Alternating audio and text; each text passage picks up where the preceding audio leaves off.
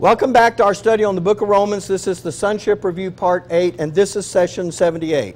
All right, let's pick up that second of the three categories of blessings that were going to be given to Israel during the interlude of mercy. The next one is a national prosperity. And, nope, a righteous rule. I got them all up there, don't I? Might as well leave them. All right, the second one is a righteous rule is going to get established. And here's the important thing to remember about that. For the whole nation. Not just in one part of it. A righteous rule is going to be instituted for the entire nation. The third part of that is a national prosperity. And we are talking about financially with material wealth. We're talking about more than that. We're talking about how Israel is viewed by the other nations of the world. I mean, that's why the Queen of Sheba came in, all that business about, you know, how great, I mean, that was their prosperous reputation, so to speak. So all of that is in there. Now there's three reasons that God interrupts those courses. By the way, was the interlude of mercy, was that back in Leviticus 26 when God was talking about these courses of punishment? It was not. God did that, and He did that to accomplish some things. And now I'm going to give you the three reasons He did this. And here they are. Number one, to once again teach them about His Jehovahness and grace, that He will do for them that which they cannot do for themselves. And He has the ability to do that. And so He brings about this interlude of mercy. They obviously didn't deserve it because they were worthy. You're told in chapter 12 they're worthy of the second course of punishment. And when you get to 16, He says that thing you got threatened with, you're still worthy of it. Now, by the way, I just want to tell you, remember where we are here. The Davidic covenant, if you're going to study about that, you need to start right here, 1 Samuel 16. So I just gave you the things leading up to that. And so here's the next one. He gave them a foretaste of the kingdom. This is what if you want to see what it's going to be like, let me give you a little taste. But it wasn't as grand and glorious as the kingdom, but it was something the world had never seen before and has never seen since. I mean, it was really that good. And then here's the last one, and this is really the most important one. Do you know what it is? You do, but just think.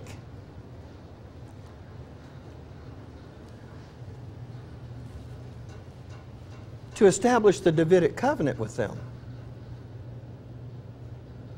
God is giving them the interlude of mercy so that He can do just that. So here's what's happening over here in 1 Samuel. When you start to study about the Davidic covenant, then here's what you have. In the rest of 1 Samuel, which is 1 Samuel chapters 16 to 31, all of those chapters are about God choosing David, raising him up so that the people would see him, so he could establish him as king in Israel. That's what the thing with Goliath was all about. I know that we all learned that story when we went to Sunday school. But the thing with Goliath was about elevating David in the eyes of all Israel. So they did a song about it. You remember how it went? Saul has slain his thousands, but David, what? His 10,000s. Wait a minute. Who was Saul? He was the king. Do you know what God is doing? Do you see what He's doing there? He's elevating David so he becomes the natural choice to be king for Israel. So He's going to get rid of Saul, and He's going to install David. All right, now we get to 2 Samuel, chapters 1 through 24. And when you get into 2 Samuel, there's a lot of things in there, but this is the historical details of David's reign. Let me just put it up there. The historical details of David's reign. And what you find, do you remember those categories of blessings that I told you about?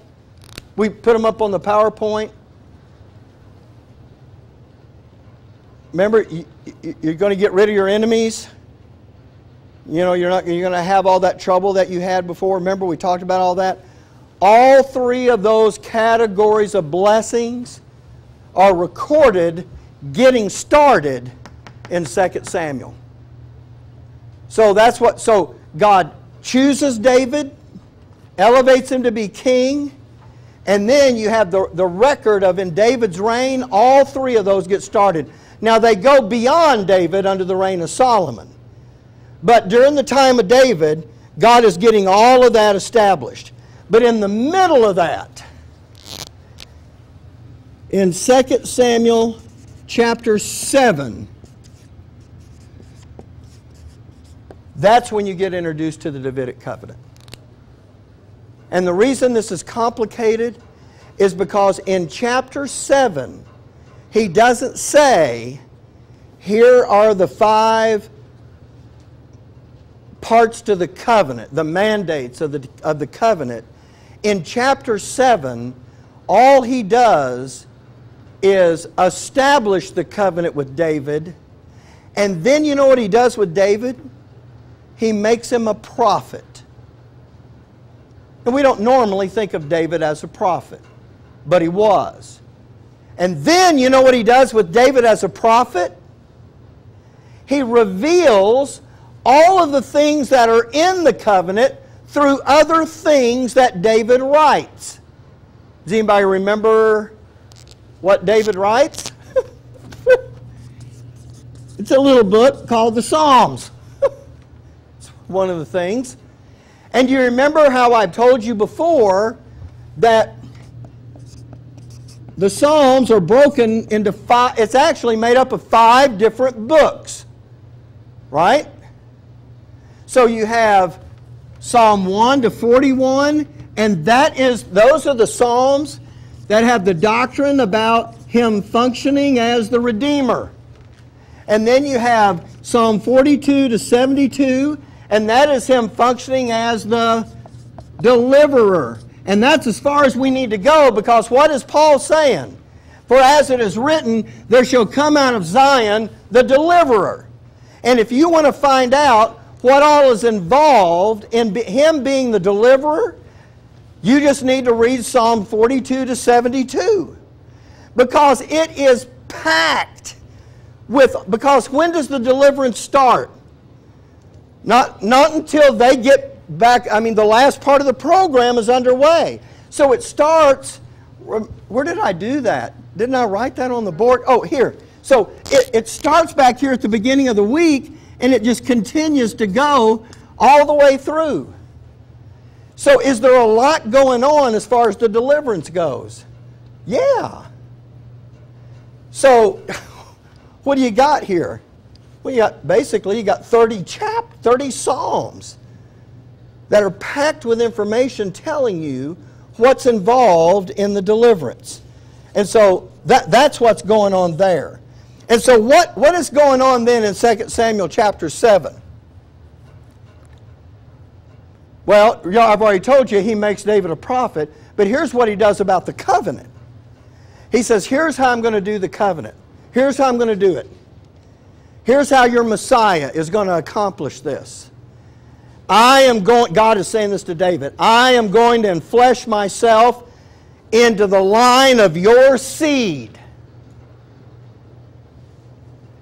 and I'll accomplish these things that you must have done for you. So when Jesus is going to come and function as the Redeemer, what does Isaiah say about that? Behold, a virgin shall conceive and bear a son, and she shall call his name Emmanuel. He enfleshed himself into David's line. And that we know him as, they would say that's their Christ. That's their Messiah. Well, what do we call him? We call him the Lord Jesus Christ.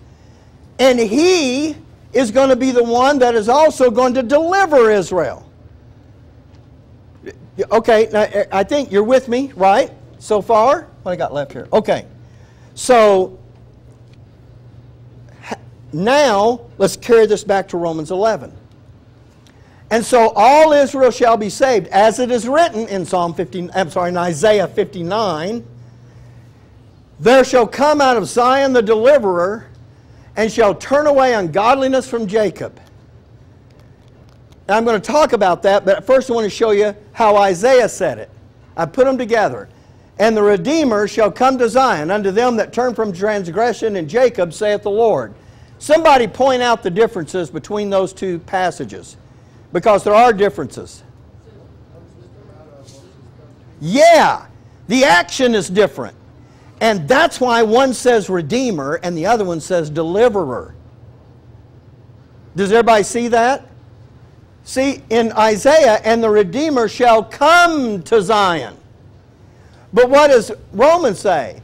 There shall come out of Zion. It's like he's leaving Zion, right? And then he functions as the deliverer. By the way, they're one and the same. The Redeemer is the deliverer. It's the same person.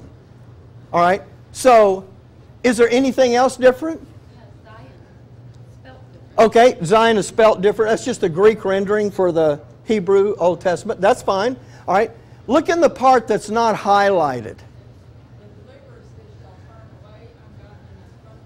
Right? He comes to Zion and to them that turn from transgression. Do you see what's happening here? One, and Isaiah comes first, right? So here's the thing. Here's someone there that turns from transgression. And then you know what's going to happen? If they turn from transgression, give me a synonym for that. What does that mean? What happened? Huh?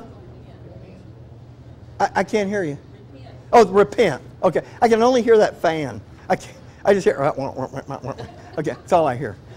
Yeah. That, you know what? So, yeah, have they believed? Sure. Then you take those that believed, and at the end, because when does the deliverer come out of Zion? That's not till the end. Because he's going to do something. I'm going to show you what it is.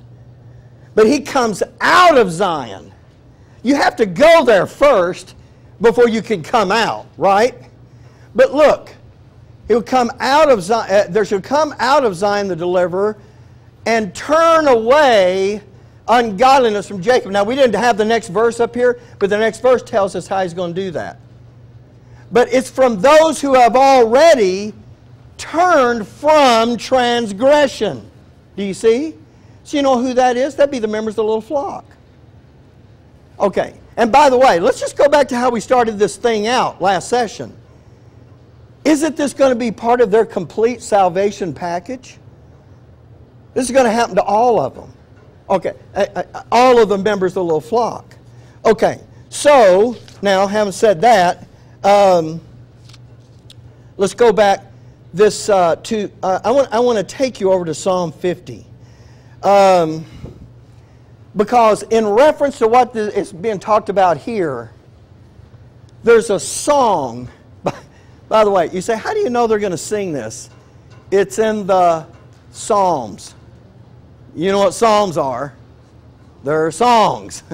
Okay, so they're going to sing this. By the way, they got to memorize this. See, I am good to you. I don't make you memorize anything. But the believing remnant is going to have to memorize these psalms. So take a look in Psalm 50. A psalm of Asaph. The mighty God, even the Lord, hath spoken, and called the earth from the rising of the sun unto the going down thereof. Out of Zion, the perfection of beauty, God hath shined. Let me ask you, is anything shining over there today? No. It hasn't happened yet, but at a specific time on the timeline, that is going to happen. And you know when it's going to happen? When the deliverer roars out of Zion. Now we're going to see these verses. And by the way, I have some things coming up on your note taker. And so, if you're asking yourself, how in the world is the Lord going to shine? Well, let me just show you. We need to fill in some things about that. So, let's see if we can get this done before we have to take a break. Oh, I forgot to tell you. In order to answer that question, I'm going to take you to Matthew 17. Sorry. So in order to set up Matthew 17, let me give you a context. So when we get over there, look, can I just talk about this for a second? It's rhetorical. You know I'm going to do it anyway. All right. So look, when I used to listen to prophecy preachers preach, they would be, of course, they were in a systematic theology, which means they were in the dispensation of grace, they were in Israel's program past, they were in Israel's program in the future, they were everywhere. And I'd look at these guys jumping all around, and you know what I thought? I'll never be able to figure out how to do that. That looks way too complicated. How in the world did you know to go from here, to Isaiah 59 and then go to Psalm 50? Well, it occurs to me that when we're doing this, it can look that same way. So what I'm trying to do is give you an overall context so you don't see it as a complicated, well, I guess he just, went somewhere I would have never known to go. So that's what I'm doing now is giving you that context so that how we get here makes sense. So let me just give this to you. So here's the first one. The book of Matthew is divided into 4 major doctrinal sections. I've told you that before, but I'm reviewing it because it's good, because I know you don't remember every single thing we ever say. Number 2, these 4 sections constitute the phases of the Lord's earthly ministry. In other words, it's not just we located 4 major doctrines in the book of Matthew. The Lord's ministry actually has 4 very specific phases to it. And that's what those major doctrinal sections are representative of. Everybody with me on that? You understand what I'm saying? By the way, you're going to see the ministry shift as we get ready to look at Matthew 17. Here's the next one. The passage we're about to look at, which is Matthew 17, falls into the 3rd major doctrinal section of the book of Matthew. In other words, we know that this is now going to be a shift from things that were going on before. It's another phase of His ministry. Here's the next one. The 3rd doctrinal section is found in Matthew 16:21 to 23:39.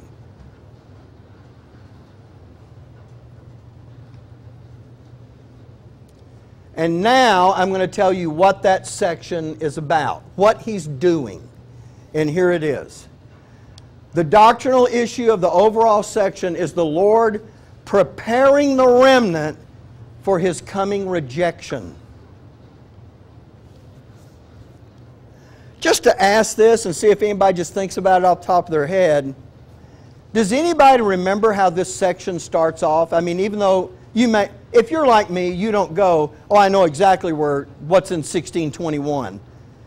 But knowing that it's about Him preparing them for His coming rejection, when you get to the end of Matthew 16, that is where He commands His disciples, from that point forward, don't tell anyone that I'm the Christ. And that's what kicks off the next phase of His public ministry. And now He's saying to the little flock, I got to start preparing you because I see what's happening and there's going to be a rejection. Now, with that taking place, let's read this in Matthew 17. And after 6 days, Jesus taketh Peter. Now, by the way, remember this started in 16:21. So you have the rest of chapter 16. And then He takes Peter, James, and John, His brother, and bringeth them up into a high mountain apart, and was transfigured before them, and His face did shine as the sun, and His raiment was white as the light. And behold, there appeared unto them Moses and Elias talking with him. All right, now look, the part I'm after here is actually coming out of Psalm 50, where it says, when it talks about out of Zion and all that, it says, God hath shined. And I'm answering the question, well, what does he mean he shined? And now I'm taking to Matthew 17 and showing you that in the Transfiguration, which is a pre-picture of what's going to happen when, well, at the end of this, you remember what happens at the end of this?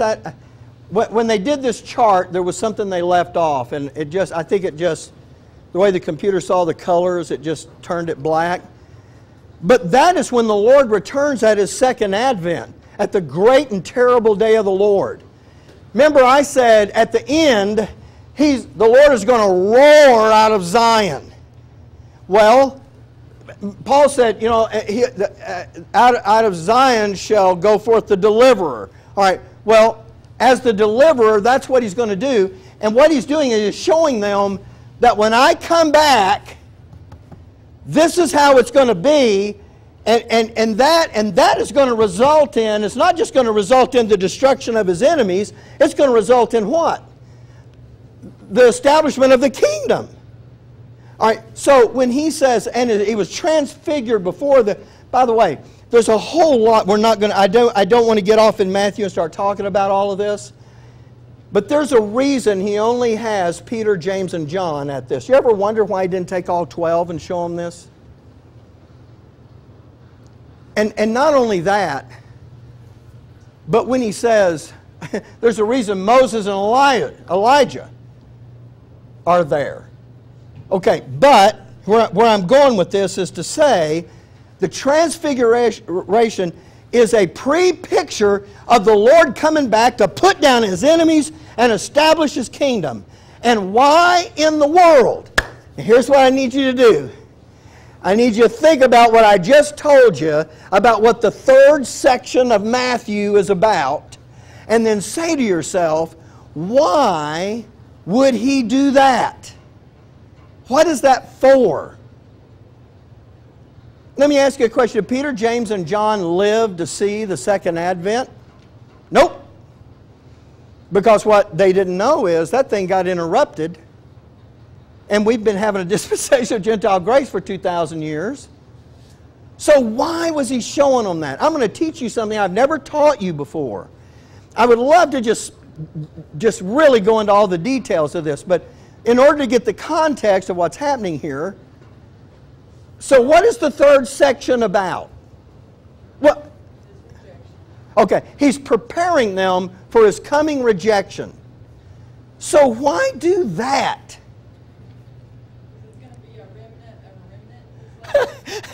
There is going to be a remnant of a remnant. Look, we do this all the time.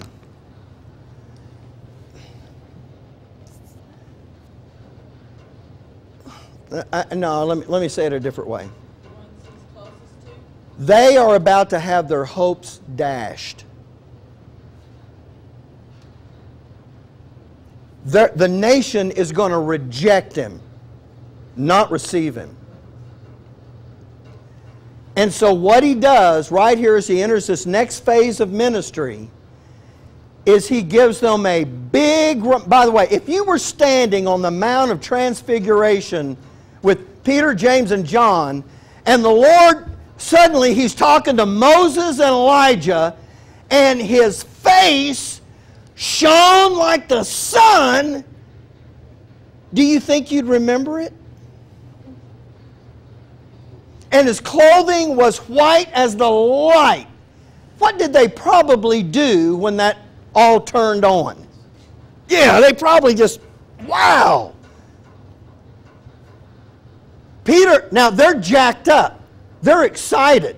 Remember what Peter says?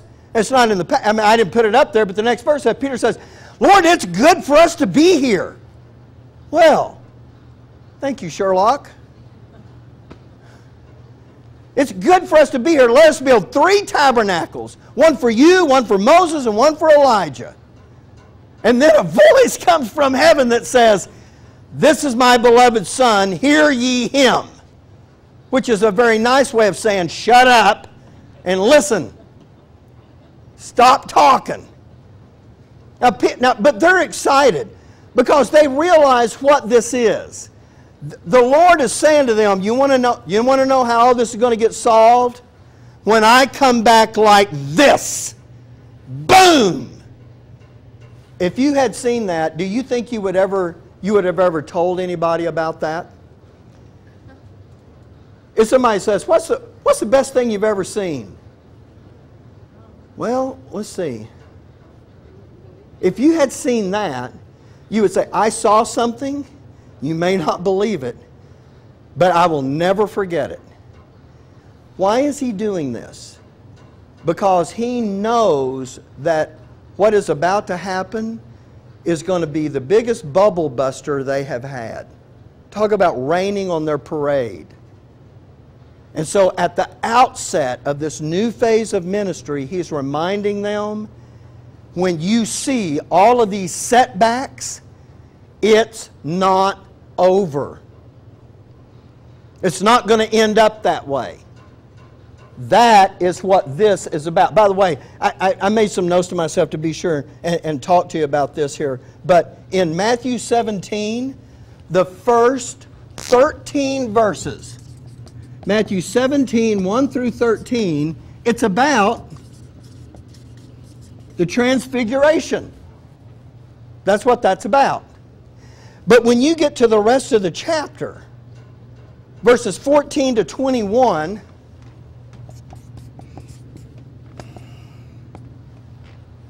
now he's going to introduce something else. And this, I mean, you're talking about what a contrast. He is going to talk about the disappointment that is going to come upon them because of the success of Satan's policy of evil. And it is going to be very discouraging for them. As a matter of fact, just to talk about it, when they come down off that mountain, they are walking on cloud 9. You know what the next thing is? They encounter a guy with an unclean spirit and they can't cast it out. Satan has now made some advancements in his policy of evil that looks like it is making great strides. And that is very disappointing to them. They are overwhelmed by it. And so they have this setback, so to speak. And so the policy of evil is about to gain strength.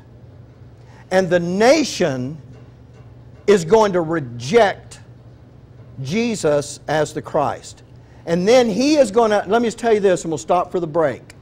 And then when you're studying the book of Matthew, there's somebody that loves to hear this kind of stuff. If I was one of the ones listening to this on the recording, or if I was sitting in here, what I'm about to say, I'd be thinking, okay, I'm going to go look at that. Because here's what the Lord does. He makes a series of pronouncements about his rejection. And what he does with each one of those pronouncements, and this is exactly what happens. As soon as he makes that first pronouncement, he then begins to discuss with them. I said pronounce, but I'm just going to use this. He's going to announce his rejection, and then he is going to talk to them about 3 doctrinal issues concerning their edification. And it is going to be in light of what is happening. And that is the way it happens with every single announcement. He makes another pronouncement about his rejection, and then he gives them 3 more doctrinal issues that are meant to edify them in the midst of what looks like a tremendous setback. Okay, now, just to say this, to wind this part up, do you see why the Lord would go to the trouble to do this thing on the Mount of Transfiguration? He knows how devastating this is about to be to them.